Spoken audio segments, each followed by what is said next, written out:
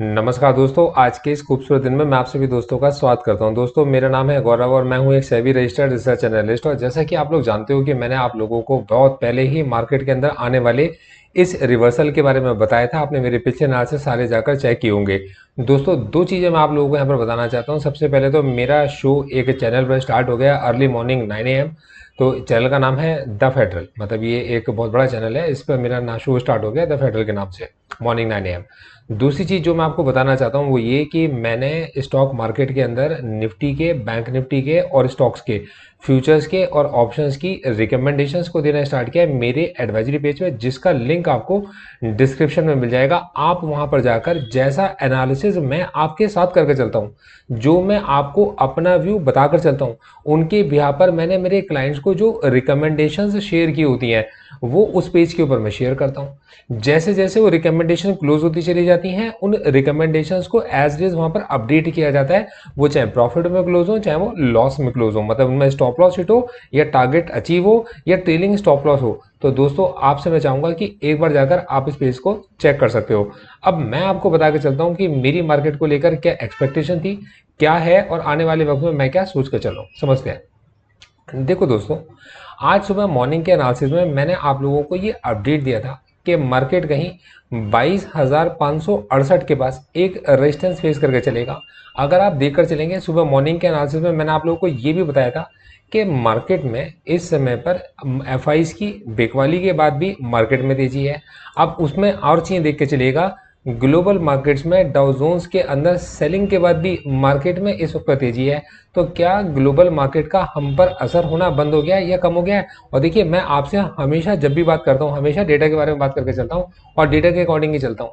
देखो, मैंने जिस समय पर अमेरिका के मार्केट एक एक हज़ार पॉइंट करेक्ट हो गए थे, जैसे ही आया था आपके उसमें ट्रंप ने आपका डिक्लेयर किए थे, टैरिफ्स लगाए थे, उस समय पर भी मैंने आपको एक बात बताई थी। और मेरे एनालिसिस सारे चेक कीजिएगा, मतलब सब कुछ जो मैं आपको बताता हूँ वो सब रिकॉर्ड्स में भी रहता है और हर चीज़ में डेटा के साथ बताता हूँ कि देखो भाई, ये जो टैरिफ है, इन जो टैरिफ्स की जो वार है, ये एक बहुत बड़ी नेगेटिव न्यूज़ है ग्लोबली। ये इतनी बड़ी टैरिफ की वार है कि अब आप ये समझो, इसका जो एंड यूज़र है इसको भुगतेगा वो। क्यों? क्योंकि कोई भी कंपनी कभी भी अपना नुकसान करके तो आपको पैसे देगी नहीं। अगर गवर्नमेंट किसी प्रोडक्ट के ऊपर टैक्स को बढ़ा देगी तो उस टैक्स को कंपनी तो पे नहीं करेगी ना, उस टैक्स को एंड यूजर ही पे करेगा। अब अगर आपके पास में प्रोडक्ट के ऊपर जीएसटी लग के चलता है तो जीएसटी कंपनी तो पे नहीं करती ना, जीएसटी तो कंज्यूमर ही पे करता है। तो कोई भी टैक्स अगर किसी भी चीज पर आप बढ़ाकर चलोगे तो उस टैक्स को अल्टीमेटली यूजर्स ने ही पे करना है। तो कहीं ना कहीं इन टैरिफ्स को बढ़ाने से कोई बहुत बड़ा नुकसान यहाँ पर कंपनियों का नहीं होना। बड़ा नुकसान किनका होना है? उनका जो उसके एंड यूजर है। अब लॉजिक समझ के चलिएगा। यही वजह थी कि जो डाउ जोन्स के मार्केट थे वो बहुत ज़्यादा तेजी से टूटे। हमारे मार्केट्स गैप डाउन खुले, मतलब 22,000 के नीचे तो गए लेकिन वहां से रिकवर होकर आ गए। क्यों? क्योंकि मार्केट ने पहले ही इन चीज़ों का अंदाजा लगा लिया था कि ट्रंप आएंगे तो कहीं ना कहीं वो मार्केट में आकर टैरिफ्स लगाएंगे लगाएंगे। अपने देश के लिए उनको लग रहा होगा कि वो अच्छा करेंगे। अब इसके रेसिप्रोकल में रेसिप्रोकल टैरिफ्स भी लगेंगे, ऐसी कैलकुलेशन उनकी भी रही होगी और मार्केट पार्टिसिपेंट्स की भी रही होगी। अगर आप एक टेक्निकल ट्रेडर हैं तो आप ये बात बहुत अच्छे से जानते हैं कि मार्केट में डाउ जोन्स रेजिस्टेंस पे ट्रेड कर रहा था और उसके अंदर करेक्शन ड्यू थी, तो उसने इस न्यूज का सहारा लेकर एक बड़ी करेक्शन कर डाली। हमारे मार्केट ऑलरेडी करेक्ट हो चुके थे। अब यहाँ पर दो चीजें निकल कर आती थी, या तो बायर्स मार्केट में सचमुच आ जाए और या फिर मार्केट के अंदर आपका सेलिंग किसी तरीके से स्टॉप हो जाए। मतलब ओवरऑल चीज निकल कर आती थी, हम एफआईडीएस की बात नहीं कर रहे। ओवरऑल चीज जो निकल कर आती थी वो ये निकल कर आती थी कि किसी तरीके से मार्केट में बाइंग वापस आ जाए। अगर मार्केट में बाइंग वापस आ जाती है और ये बाइंग सेलिंग को खा जाती है, तब उस जगह पर जो कैंडल्स बननी चलेंगी आप कैसे, वो बुलिश पियर्सिंग कैंडल्स बनेंगी। और ये जो बुलिश पियर्सिंग कैंडल्स हैं आने वाले वक्त में एनगल्फिंग कैंडल्स में कन्वर्ट होंगी।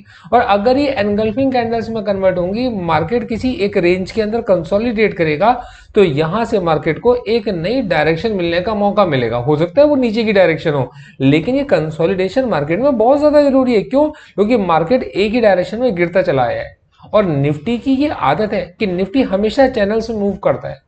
जब भी कभी इस तरीके के बड़े शेकडाउन्स आते हैं या मार्केट में कोई बड़ी आपके पास में तेजी आती है, तब उस जगह पर मार्केट के अंदर इस तरीके के पुलबैक्स आते ही रहते हैं, चाहे वो डाउन ट्रेंड में मार्केट हो चाहे वो अप ट्रेंड में मार्केट हो।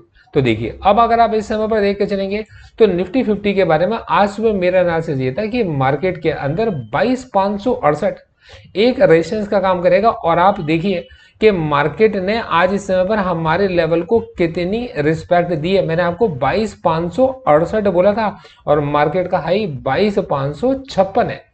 आज मार्केट 22,556 पर जाकर आपका हाई मानने के बाद वहीं से मार्केट नीचे की डायरेक्शन में 22,544 पर क्लोज होता है। अब इसे अगर आप 30 मिनट्स के टाइम फ्रेम पर लगाकर देखेंगे तो देखिएगा, एक मिनट 30 मिनट का टाइम फ्रेम पर आने दीजिए इसको। हाँ, अब देखिए अगर आप 30 मिनट्स के टाइम फ्रेम पे इसको लगाकर देखेंगे तो मार्केट गैप अप खुले। गैप अप खुलने के बाद मार्केट में मैंने तब मतलब मार्केट के प्री ओपनिंग सेशन में मैंने बताया था कि मार्केट के अंदर मेरी जो एक्सपेक्टेशन है वो ये कि मार्केट 22,568 से करेक्ट होना शुरू होगा। तो पहली ही जो कैंडल बनी है 30 मिनट की करेक्शन की कैंडल बनी है, उसके बाद कंसोलिडेशन की, वहां पर मैंने बताया था कि मार्केट में 22,260 एक स्ट्रॉन्ग बेस का काम करेगा और 22,260 के बाद से हमारा व्यू मार्केट को लेकर बुलिश बनता है और 22,568 मार्केट में प्रॉफिट बुकिंग की जोन बनती है। हाँ, मार्केट अगर 22,568 को क्रॉस कर गया तो 22,568 को क्रॉस करने के बाद शॉर्ट्स कवर होने स्टार्ट हो जाएंगे, क्योंकि लोग ऑलरेडी शॉर्ट्स में फंसे हुए होंगे। इन न्यूज़ पर मार्केट को गिरते हुए, एफआईज की सेलिंग को देखते हुए, ग्लोबल मार्केट्स में यूएस मार्केट्स के अंदर बड़े करेक्शन को देखते हुए, चाइनीज मार्केट में करेक्शन को देखते हुए कहीं ना कहीं लोगों ने अंदाजा लगाया होगा कि मार्केट अब यहाँ से फर्दर बहुत तेजी से गिरेगी। तब उस जगह पर जो बड़े शॉर्ट्स बने होंगे एक नीचे लेवल पर, वो डिमांड जोन के अंदर बनने वाले शॉर्ट्स मार्केट में हमेशा रिस्की रहते हैं सेलर के लिए। तो उस जगह पर 22,568 को क्रॉस करने के बाद मार्केट्स में शॉर्ट कवरिंग आ सकती है जो मार्केट को 22,800 तो पुश कर सकती है। तो अगला लेवल जो मेरे पास निकल कर आता है वो है 22,807 का लेवल। तो 22,807 पर जाकर मार्केट वापस से आपको दिखाई दे सकते हैं अगर मार्केट में किसी तरीके की एक शॉर्ट कवरिंग आती है। तो मार्केट के जो बुलिश मूव्स हैं, मतलब मार्केट में हम कहां पर बुलिश हैं और कहां पर बियरिश हैं, तो देखो सबसे पहली बात यह है कि मार्केट जब तक डिमांड जोन में है तब तक हम मार्केट को लेकर बियरिश बिल्कुल भी नहीं है। हाँ, प्रॉफिट बुकिंग कहां पर, हमारे हिसाब से मार्केट को 22,260 से 22,568 के बीच में कंसोलिडेट करना चाहिए। मार्केट में 22,568 के बाद कोई प्रॉफिट बुकिंग आती है तो 22,260 के पास पहुंचने पर मार्केट के अंदर वापस हमारा व्यू बुलिश बन जाता है और 22,568 के पास जाकर हमारा व्यू प्रॉफिट बुकिंग का बन जाता है। 22,568 के बाद हम या तो प्रॉफिट बुक करके चल रहे होते हैं या हम वेट कर रहे होते हैं। और मार्केट अगर 22,568 को क्रॉस कर निकलेगा तो अगर मार्केट 22,568 को क्रॉस करके निकलता है तो 22,568 ही हमारा स्टॉप लॉस है और वहां से हम टारगेट क्या करके चल रहे हैं, 22,807 को करके चल रहे हैं। निफ्टी चैनल्स में चलती है, निफ्टी बॉक्सेस के अंदर चलती है और ये जो छोटे छोटे बॉक्सेस होते हैं ये आपको कब समझ में आते हैं, जब आप ऑप्शन चेन सीखना सीख जाते हो। ऑप्शन चेन को रीड करना आपको आ जाता है जब आप निफ्टी के डेटा को समझना सीख जाते हो। क्यों? क्योंकि मार्केट जब भी आपसे बात कर चलेगा, मार्केट आपसे नंबर्स में बात करेगा। मार्केट आपको कोई और इंडिकेशन नहीं देगा, मार्केट न्यूज के ऊपर बात नहीं करेगा। मार्केट जब भी बात करेगा आपसे हमेशा नंबर्स में बात करेगा। तो ये मार्केट में अगर आप नंबर्स में बात को करके चलते हो और समझ के चलते हो तो ये मेरा एनालिसिस मार्केट को लेकर है। अब यहीं पर अगर आप बैंक निफ्टी को देख के चलते हैं, फाइनेंस निफ्टी को देख के चलते हैं, तो कुछ लोगों को मैं समझाना चाहता हूं कि देखो मेरे भाई, बैंकिंग सेक्टर ही इकलौता ऐसा सेक्टर है जिसके ऊपर बहुत ज्यादा असर इस समय इसलिए नहीं पड़ सकता क्योंकि वो ऑलरेडी बहुत ज्यादा करेक्ट हो चुका है। मतलब उसके अंदर ऑलरेडी बहुत बड़े बड़े करेक्शंस आ चुके हैं। तो यही वजह थी पिछले 2 दिन से अगर आप देखकर चलेंगे तो जो पीएसयू सेक्टर था वो मार्केट को लेकर थोड़ा सा बुलिश था। देखिए मैं बार बार आपसे ये कहता हूं, मैं अपने इस एनालिसिस में आपको किसी तरह की कोई बाय सेल की रिकमेंडेशन नहीं दे सकता और मैं नहीं देकर चलता। मैं आप लोगों को प्रॉपर अपना वो सारे व्यू पॉइंट, सारा एनालिसिस पूरा का पूरा बताकर चलता हूं जिनके बिहाफ पर मैंने मेरे क्लाइंट्स को रिकमेंडेशन दी होती है मेरे एडवाइजरी पेज पर, और उनके लिंक्स भी मैं हमेशा डिस्क्रिप्शन में डालकर रखता हूं। आप जाकर सारी चीजें चेक कर सकते हो। अब देखो ये हमारे पास अगर आप निफ्टी बैंक को देख के चलोगे तो निफ्टी बैंक भी इस समय पर मार्केट में कंसोलिडेशन से बुलिश की स्टेज में। मैं इसको ना डे के टाइम फ्रेम पर लगा देता हूं जिससे कि आपको और क्लैरिटी मिल जाए। तो ये देखिएगा मार्केट इस समय पर बैंक निफ्टी के अंदर मैंने ये डे की कैंडल लगाई है, 3 दिन से लगातार हायर हाइज और हायर लोस पे क्लोज हो रहा है जिसमें 48,860 मार्केट की नहीं एक रेजिस्टेंस है। मैंने आप लोगों को बताया था, पहले भी बताया है कि 48,860 को क्रॉस करने के बाद हमारा व्यू बैंक निफ्टी के लिए बुलिश बन जाता है। इसके नीचे हमारा व्यू बैंक निफ्टी के लिए बेरिश नहीं है, हाँ बुलिश भी नहीं है, मतलब हमारा कंसोलिडेशन का स्टेज में है और यहाँ पर हम लोग वेट एंड वॉच की स्टेज में रहते हैं। 48,860 के पास से प्रॉफिट बुकिंग की जोन बनती है।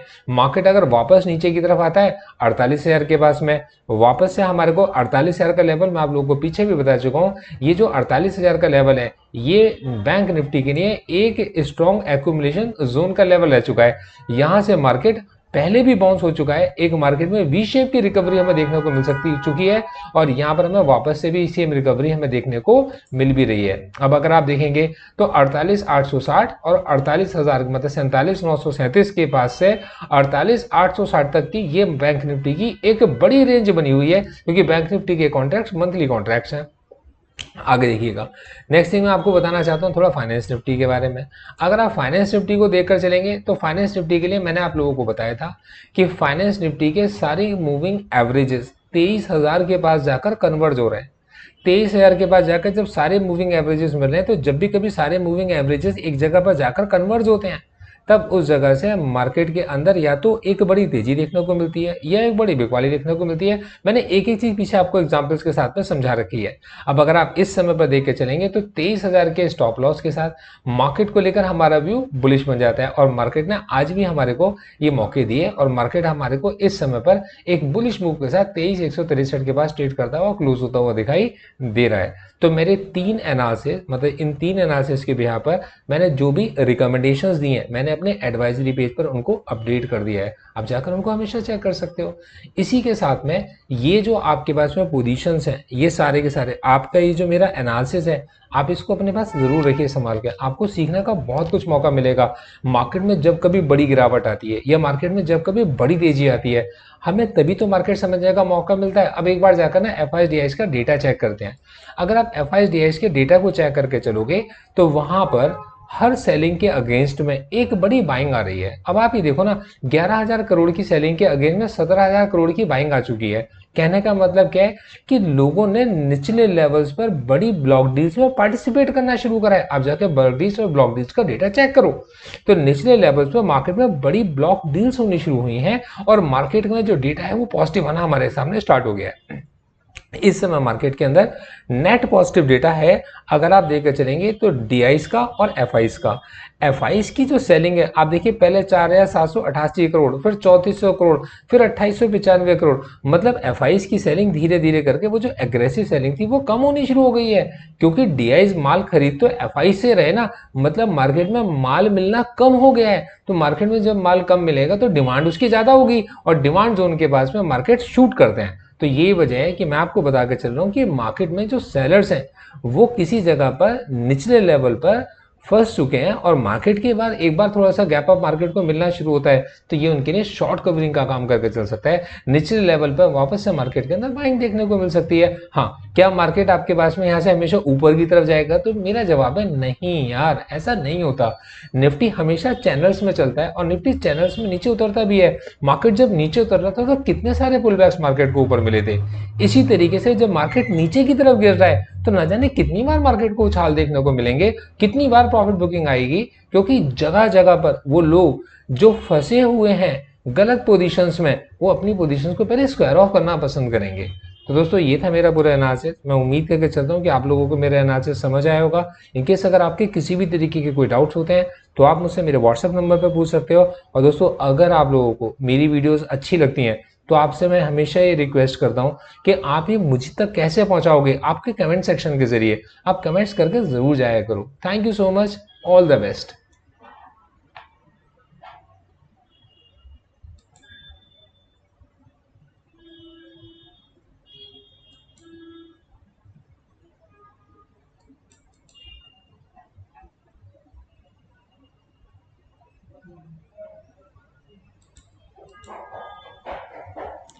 Investment in securities market are subject to market risk. Read all the related documents carefully before investing.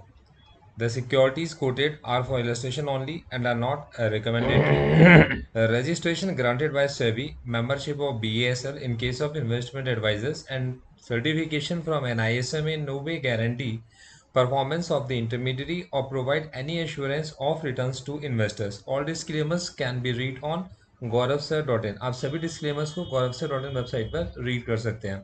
Thank you so much. आगे बढ़ते हैं। All the best.